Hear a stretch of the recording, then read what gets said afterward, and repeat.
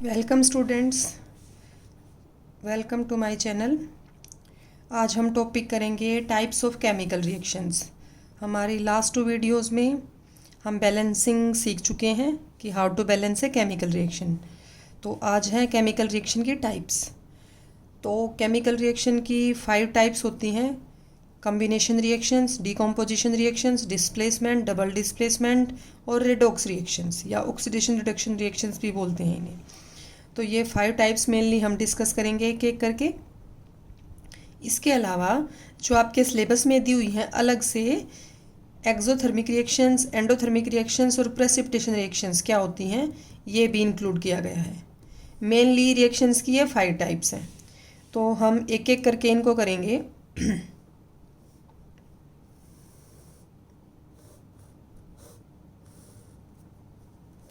ये होगी आपकी रिएक्शंस की टाइप्स।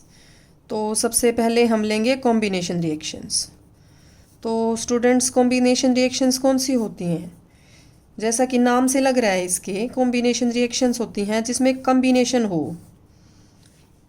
ठीक है, कॉम्बिनेशन रिएक्शंस मीन्स व्हेन 2 और मोर रिएक्टेंट्स, जैसे ए रिएक्टेंट ले लिया, बी ले लिया, या 2 और मोर कह रहे हैं तो सी ले लिया, तीसरा 3 रिएक्टेंट ले लिए। when 2 or more reactants combine to form a single product एक बनेगा। तो ये सभी क्या हैं? रिएक्टेंट्स हैं, जैसा कि मैंने आपको पीछे बताया था। और ये क्या है? प्रोडक्ट है। तो जब 2 से ज़्यादा रिएक्टेंट्स मिलके एक प्रोडक्ट बनाएं तो वो कैसी रिएक्शंस होती हैं? Combination reactions. ठीक है, तो हम इसको एग्जाम्पल से समझेंगे। जैसे ये एग्जाम्पल है एक कैल्शियम ऑक्साइड। कैल्शियम ऑक्साइड क्या होता है? लाइम बोलते हैं इसे, क्विक लाइम।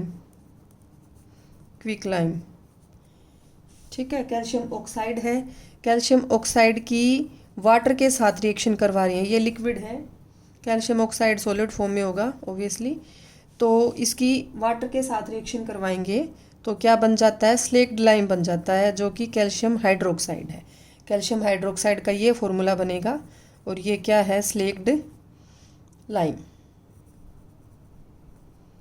क्या है ये? Slaked lime, calcium hydroxide.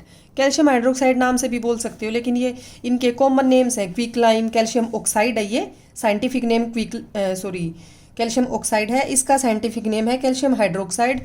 Quick lime और स्लेक्ड लाइम क्या है? इनके कॉमन नेम्स हैं। तो ये जो बनेगा ये एक्वस है, सॉल्यूशन है कैल्शियम हाइड्रोक्साइड का, तो उसको एक्वस लिखेंगे। तो ये जो रिएक्शन है स्टूडेंट्स, ये किसका एग्जांपल है? कॉम्बिनेशन रिएक्शंस का, कि यहाँ 2 रिएक्टेंट है, कैल्शियम ऑक्साइड और वाटर, ये मिलके क्या बना रहे हैं? स्लेक्ड लाइम, कैल्शियम हाइड्रोक्साइड, एक प्रोडक्ट बना रहे हैं। तो ये आपका एग्जाम्पल है कॉम्बिनेशन रिएक्शन का।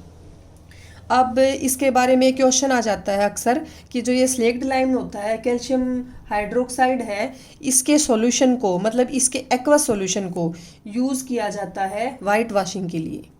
किस लिए यूज़ किया जाता है? White washing, used as white washing.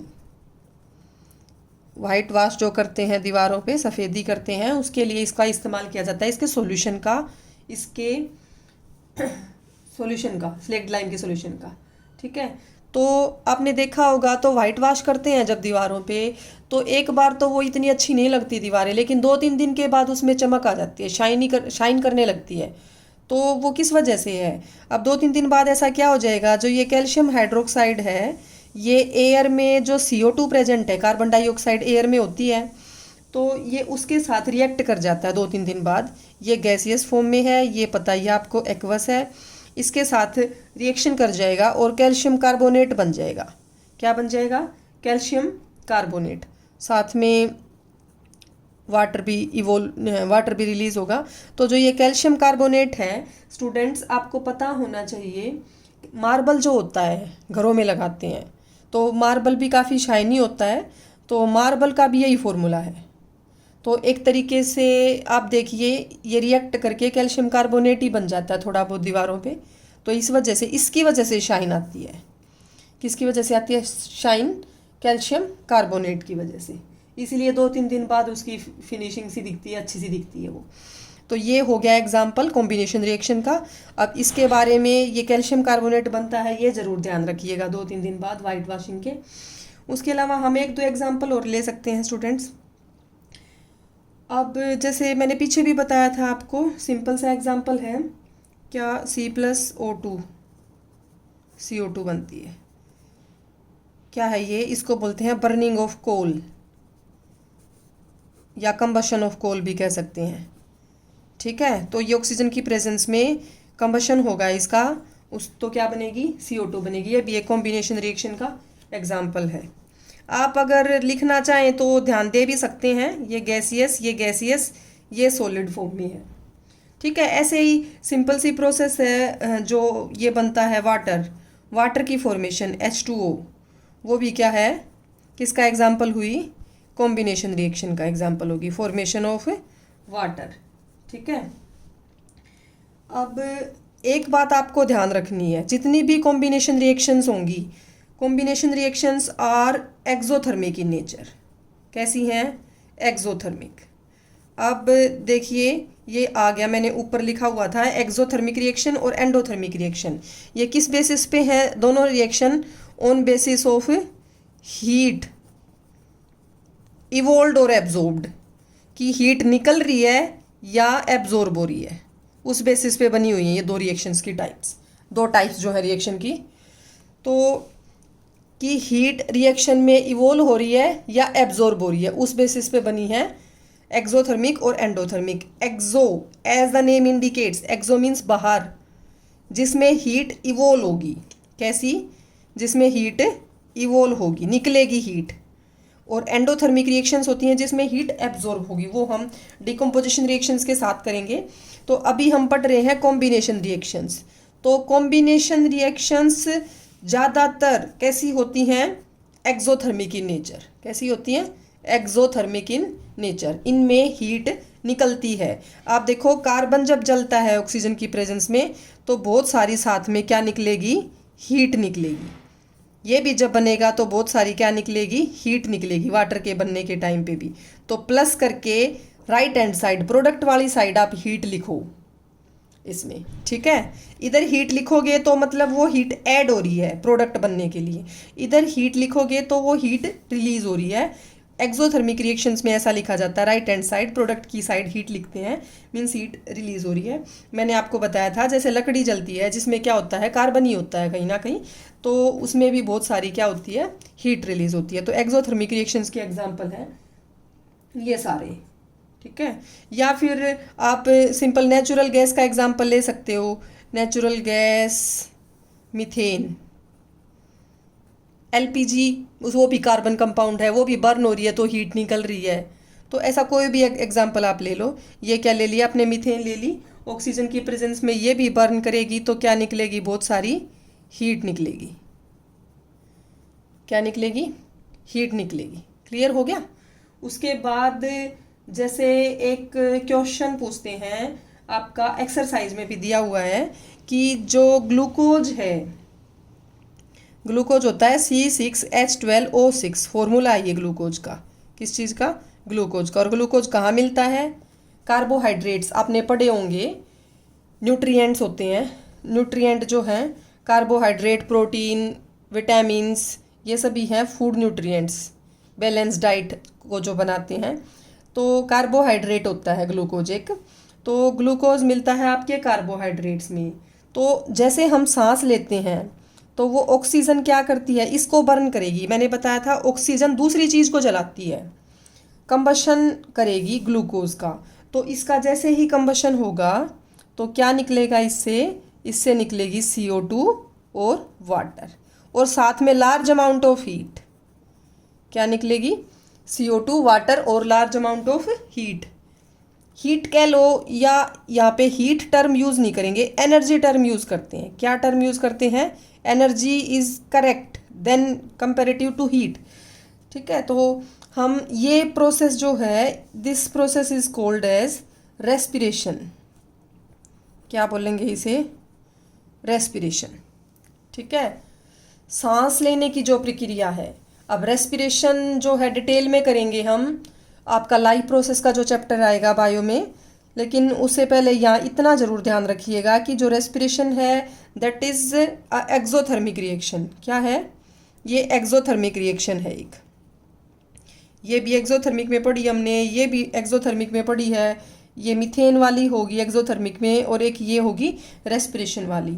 तो एक्सोथर्मिक में हम 4 रिएक्शंस कर चुके हैं ये। तो respiration is a exothermic reaction because large amount of energy is produced by the combustion of the glucose to produce large amount of energy is produced for our daily life activities. Okay, तो ये question भी आ जाता है कि respiration को exothermic reactions क्यों बोलते हैं। ओके स्टूडेंट्स, ये होगी आपकी कॉम्बिनेशन रिएक्शन। 2 और more reactants combine to form products. ये हमने एग्जांपल लिया स्लेट लाइम की फॉर्मेशन का। फिनिशिंग आ जाती है वाल्स में कैल्शियम कार्बोनेट बनने की वजह से 2-3 दिन बाद। और ये 2-3 एग्जांपल्स हमने लिए हैं एक्सोथर्मिक रिएक्शंस के। एक्सोथर्मिक रिएक्शन इसके साथ क्यों पड़ी, क्योंकि ज़्यादातर combination reactions are exothermic in nature. ये कॉम्बिनेशन रिएक्शंस के ये एग्जाम्पल हैं, but they are exothermic too. उसके बाद है नेक्स्ट डीकम्पोजिशन रिएक्शंस। तो डीकम्पोजिशन रिएक्शंस क्या होती हैं स्टूडेंट्स, कि when reactants divide break down to forms 2 और मोर प्रोडक्ट्स। ए हमने कोई रिएक्टेंट ले लिया, उससे मान लिया X और Y प्रोडक्ट बन गए हैं। तो ए रिएक्टेंट टूट गया, ब्रेक डाउन हो गया इसका, X और Y क्या बन गए, प्रोडक्ट बन गई। तो एक रिएक्टेंट का टूट के एक से ज़्यादा प्रोडक्ट बनाना क्या कहलाता है, डीकम्पोजिशन रिएक्शन। अब डीकम्पोजिशन रिएक्शंस, डीकम्पोजिशन किसी भी रिएक्शन का 3 मेथड से होता है, बाय हीट, बाय लाइट और बाय इलेक्ट्रिसिटी। 3 मेथड्स हैं इसके किसी भी रिएक्शन के डीकम्पोजिशन के। तो हम सभी को विद एग्जांपल समझेंगे अच्छे से। तो सबसे पहला है बाय हीट, हीट से कैसे डीकम्पोजिशन होगा। अब इसके हम एग्जांपल लेके चलते हैं। जैसे मैं आपको एक एग्जांपल बताती हूँ, फेरस सल्फेट है, FeSO4 लिखेंगे, ठीक है। अब जो फेरस सल्फेट है इसको हमने हीट दे दी, गरम कर दिया। हीट के साइन को ट्राइंगल से दिखाते हैं एरो के ऊपर। ट्राइंगल से किसको दिखाते हैं, हीट को, ठीक है। तो जैसे ही इसको हीट करेंगे Fe2O3, ये ऑक्साइड बन जाएगा आयरन का। सल्फेट से किस में कन्वर्ट हो गया, ऑक्साइड में हो गया, ठीक है। साथ में सल्फर डाइऑक्साइड गैस और सल्फर ट्राइऑक्साइड गैस, 2 गैस बनेंगी और Fe2O3 बनेगा, ठीक है। क्लियर हो गया। ये सॉलिड है, ये सॉलिड है। आप डिटेल में जाना चाहो तो ये दोनों गैसियस हैं, गैस है तो सल्फर डाइऑक्साइड और सल्फर ट्राइऑक्साइड। 2 है तो डाई ले लिया, 3 है तो ट्राई ले लिया, trioxide. This is ferrous sulphate. Okay, तो जैसे इसको हीट करेंगे ये इन सब में टूट गया। तो ये किसका एग्जाम्पल होगी, ये डीकम्पोजिशन रिएक्शन का एग्जाम्पल होगी है। अब जो फेरस सल्फेट लेते हैं हम, वो क्रिस्टल की फॉर्म में लेते हैं। किस फॉर्म में लेते हैं, क्रिस्टल की फॉर्म में। छोटे छोटे क्रिस्टल होते हैं इसके। एक्चुअल में जो फेरस सल्फेट है वो क्रिस्टलाइन होता है वाटर के मॉलिक्यूल्स के साथ। 7 वाटर मॉलिक्यूल्स एसोसिएटेड होते हैं इसके साथ। तो जैसे हम इसको गर्म करेंगे तो फटाफट पहले तो ये FeSO4 में कन्वर्ट होगा और वाटर अलग निकल जाएगा। तो उसके बाद ये रिएक्शन आएगी। तो पहले गर्म करने के बाद फटाफट FeSO4 में कन्वर्ट हो जाता है। सिंपली ये रिएक्शन कंसिडर कर लेते हैं, ठीक है। लेकिन क्रिस्टलाइन फॉर्म है इसकी वाटर के साथ, जो कि पहले वाटर मॉलिक्यूल्स लूज हो जाएंगे। अब क्रिस्टल क्या होते हैं स्टूडेंट्स, वैसे आपका आगे की क्लासेस में आएगा, एक्सपेरिमेंट्स भी आते हैं क्रिस्टल बनाने के कि कैसे बनाए जाते हैं। लेकिन मैं आपको सिंपल सा एग्जांपल दे देती हूँ। आपने चीनी देखी होगी सबने, शुगर, वाइट शुगर, और नमक देखा होगा, सोडियम क्लोराइड। नमक जो है उसका छोटा सा दाना होता है, that is crystal of NaCl। तो ऐसे ही चीनी के जो दाने हैं वो क्रिस्टल हैं उसके, और ऐसे ही फेरस सल्फेट इसके क्रिस्टल होते हैं। तो इसके क्रिस्टल्स को भी लेंगे तो, या फिर ऐसे भी कर सकते हैं, ये गर्म करने से वाटर मॉलिक्यूल लूज कर देगा, या फिर आप इसको सूखा भी ले सकते हैं, ड्राई फेरस सल्फेट। तो जैसे इसको लेंगे ये इन गैसेस में रिलीज हो जाएगा। और एक और बात स्टूडेंट्स, इसका होता है ग्रीन कलर। कैसा कलर होता है, ग्रीन। किसका, FeSO4 का। तो जैसे ही इसको हीट करेंगे तो ये क्या हो जाता है, ग्रीन कलर डिसअपियर हो जाता है, गायब हो जाता है हीट करने से। तो डीकम्पोजिशन रिएक्शन में इसमें ये हो रहा है। तो इस रिएक्शन को देखो आप एक बार, देखिए इसमें ये फिगर दिखा रखा है इसका। बर्नर से टेस्ट ट्यूब में ले लिया हमने, बर्नर से हीट करेंगे किसको, टेस्ट ट्यूब में हमने ले लिया फेरस सल्फेट। अब ये जैसे ही हीट होगा तो ये टूट जाएंगे इसके क्रिस्टल्स। तो टूट जाएंगे तो ये गैसेज इवोल्व होंगी, सल्फर डाइऑक्साइड और सल्फर ट्राइऑक्साइड। तो ये देखो ये फ्यूम्स दिखा रखी हैं, ये गैसेज इवोल्व हो रही हैं गैस जेंटली टूवर्ड्स। और ये इन्होंने क्या कह रखा है कि जो इसका माउथ होता है टेस्ट ट्यूब का, इस रिएक्शन में नहीं स्टूडेंट्स, किसी भी रिएक्शन में ये आपको प्रिकॉशन रखनी होती है कि बॉइलिंग ट्यूब का, टेस्ट ट्यूब का जो माउथ होता है कोई भी एक्सपेरिमेंट करते हुए, उसको आप अपने नोज़ या अपने माउथ की तरफ मत करिएगा, ठीक है, for precautionary point of view इसको दूर करना, ताकि कोई भी फ्यूम्स आती हैं या कोई भी इस तरीके का कोई लॉस ना हो आपके माउथ पे, कोई नुकसान की आशंका से आप बचे रहेंगे।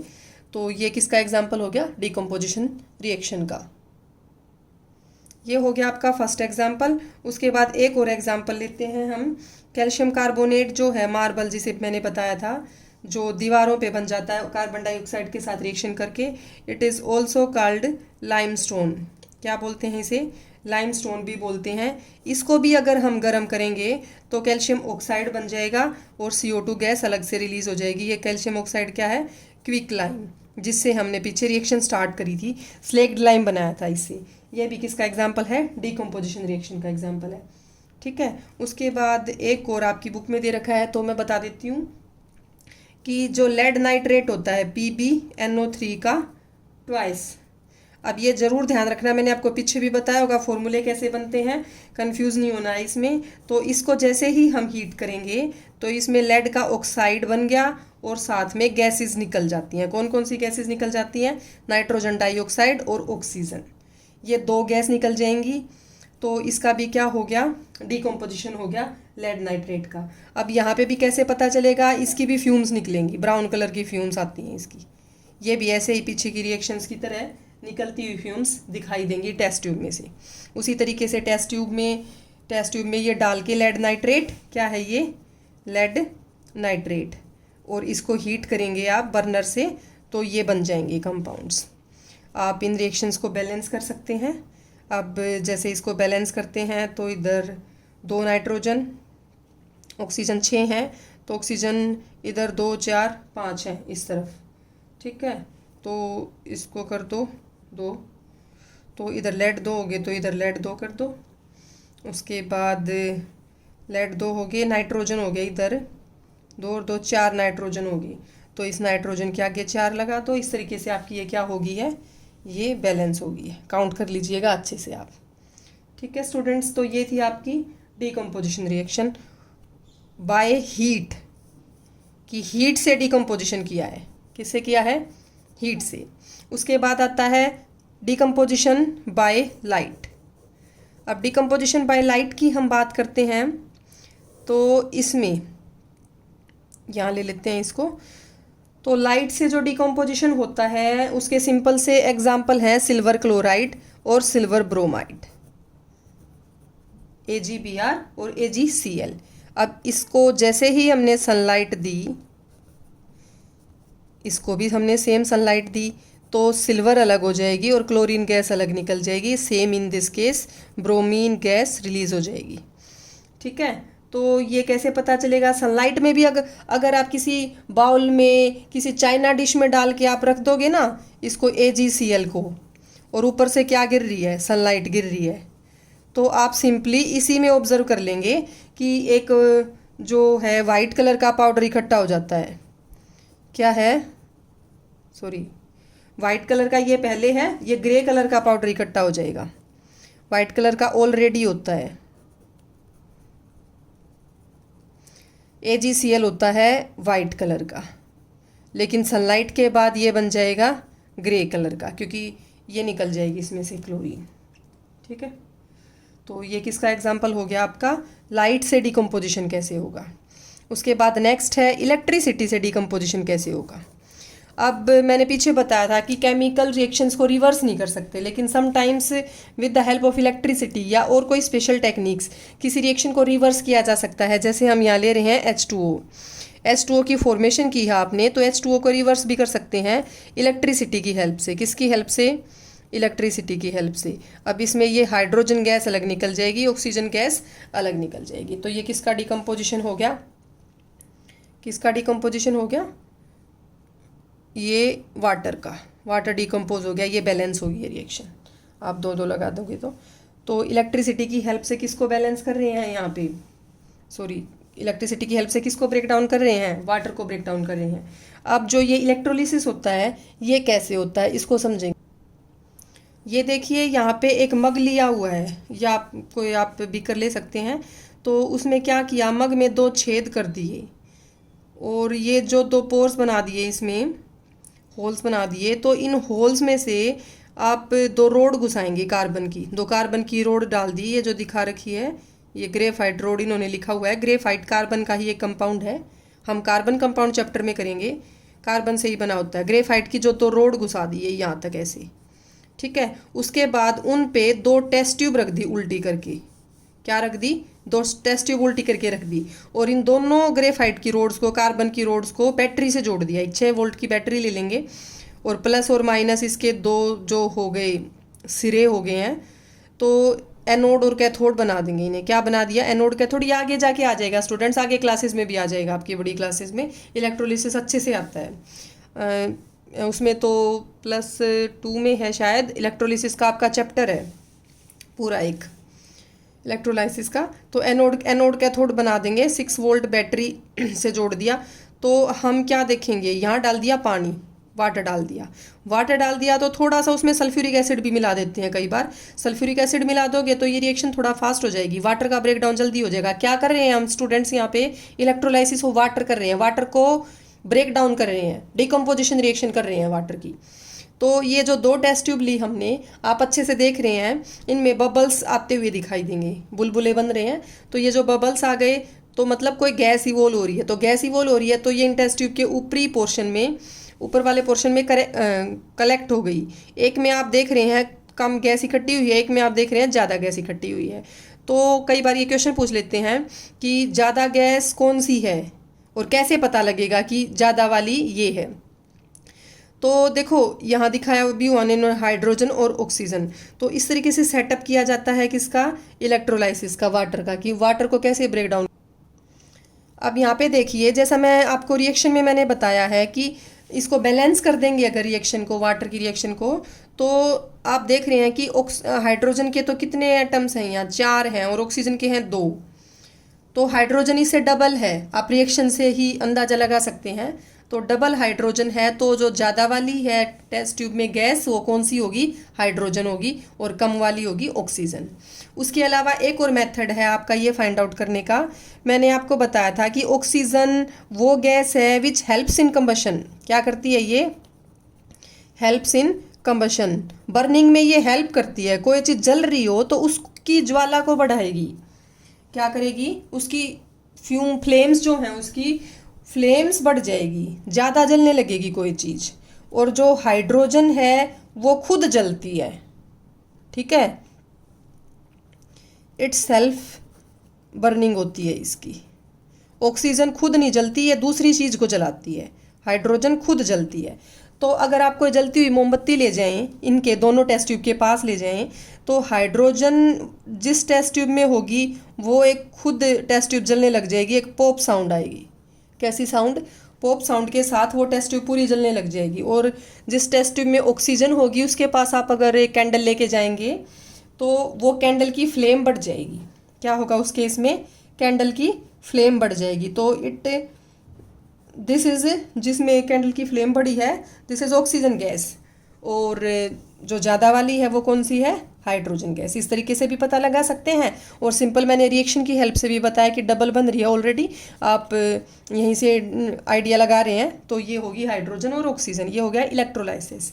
तो हम डिकम्पोजिशन रिएक्शन को हमने 3 तरीके से पढ़ा है, बाय हीट, बाय लाइट और बाय इलेक्ट्रिसिटी। 3 तरीके से डिकम्पोजिशन होता है, अलग अलग एग्जाम्पल्स लिए हैं। ये 3 एग्जाम्पल लिए हैं हमने हीट से, लाइट के लिए हमने ये 2 एग्जाम्पल, लाइट वाला पोर्शन है ये भी इंक्लूड कर लो इसमें, ठीक है। और ये हो गया बाय इलेक्ट्रिसिटी। 3 तरीके से डिकम्पोजिशन हो रहा है। ओके स्टूडेंट्स, तो ये हमारी 2 रिएक्शंस कंप्लीट हो गई हैं, कंबशन रिएक्शंस और डिकम्पोजिशन रिएक्शंस, ठीक है। तो आप इनको अच्छे से कर लीजिएगा, प्रैक्टिस करना सभी रिएक्शंस की। और आपको ये मेरी वीडियो अच्छी लगी है तो प्लीज़ इसे शेयर ज़रूर करें, सब्सक्राइब ज़रूर करें, ताकि मैं और ज़्यादा वीडियोज़ आपके लिए बनाती रहूँ। नेक्स्ट वीडियो में मिलेंगे। ओके।